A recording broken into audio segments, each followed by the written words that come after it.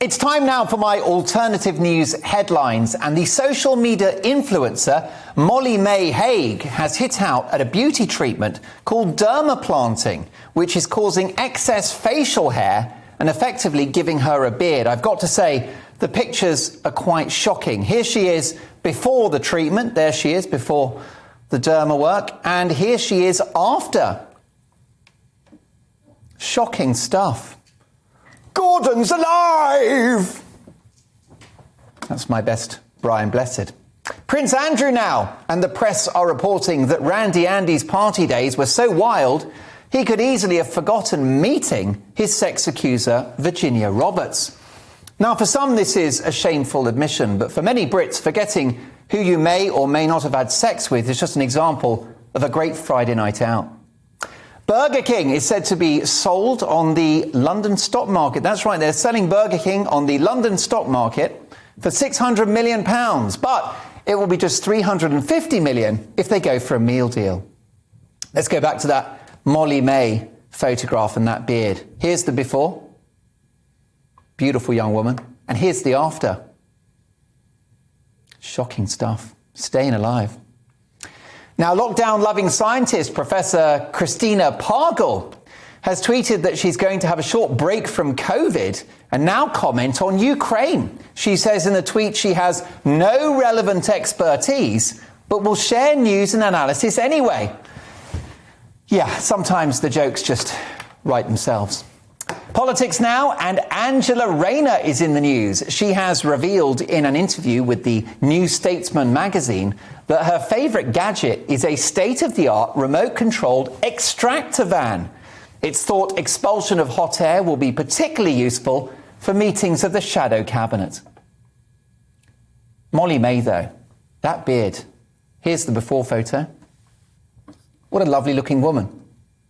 Such poise. Here's the after. Something smells fishy to me.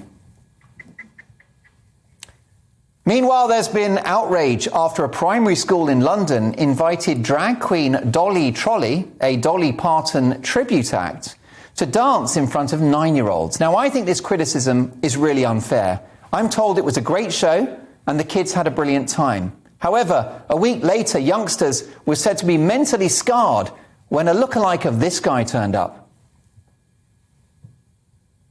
That's just wrong. Pray for those kids. I mean, that is not right. Criminal. An environmental scientist has made waves as Britain's first water sommelier. The enterprising Milian Patel has a London shop called Fine Liquids, which sells bottles of posh water that can go from 20 quid to 130 quid a bottle. Among his products are a rare spring water from southern France, a still mineral water from northern Spain, and an American lager sold in Britain called Budweiser. Meanwhile, virtuous celebrities have spoken out about the Ukraine crisis. Yes, indeed, ITV's Holly Willoughby has made a statement. I'm sure the Ukrainians were keen to hear that one. Ant and Dec have chipped in. And the Sussexes, of course. Harry and Meghan. How inspiring they're such great human beings. Well, here on Mark Dolan tonight, we got to thinking which other celebrities we'd like to hear from about the Ukraine situation. So here is our 10 at 10, starting with Sooty from Sooty and Sweep. What does she think? Squeak, squeak. Harry Styles.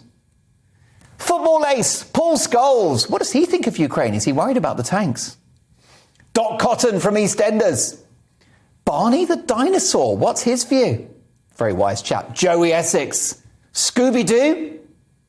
If it wasn't for that pesky Vladimir. Cake Supremo, Mary Berry. Tony the Tiger from Frosties. What does he think about Ukraine? And last but not least, your friend and mine, Ronald McDonald. That's what I call a meal deal. And before we go, let's take one last look at poor Molly Mae and that beard. Here's the before photo. What a beautiful woman, so natural. Big eyes, cheekbones, winning smile. That's the before. Here's the after. It's just not fair. And those are your alternative news headlines.